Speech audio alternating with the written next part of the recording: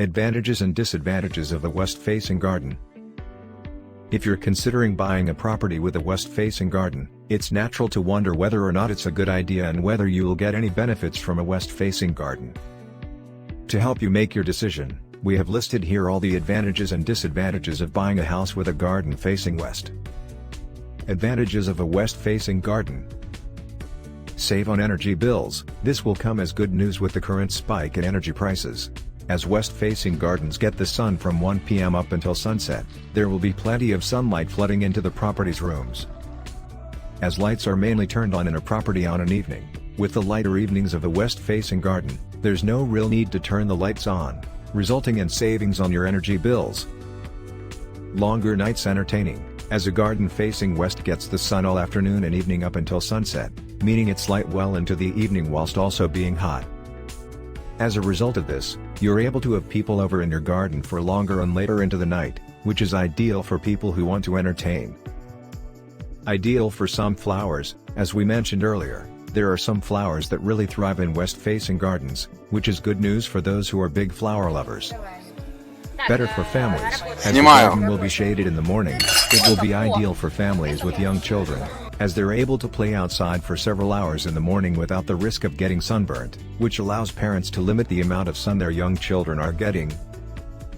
Morning sunlight. A property with a west-facing back garden will get sunlight at the front of the house in the morning. This is great for those who like to wake up naturally to sunlight, with the rooms at the front of the house being able to enjoy this. Disadvantages of a west-facing garden. Whilst a west-facing back garden does bring many positives, there are naturally drawbacks that may be a deal-breaker for some. It's vital you consider these cons before you go ahead with buying a house with a west-facing garden. The house may get too hot. During the summer months, your house will receive a large amount of sun throughout the afternoon and evening, which can lead to rooms at the back of the house getting too hot. As a result of this, you may feel you need to invest in air conditioning to be able to keep the house cool, but this will further add to your energy bills.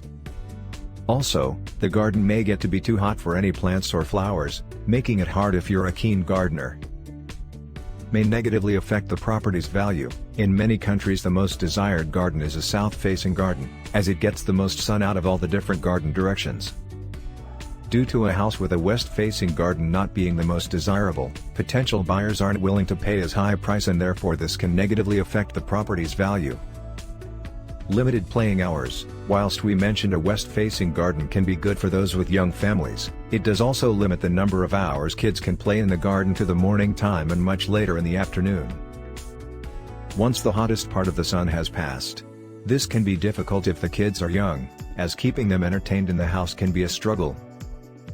Gloomy back rooms. Whilst the sun can be too much in the afternoon and evening time, during the morning the back of the house will be in the dark, making it feel like a more enclosed space than it actually is.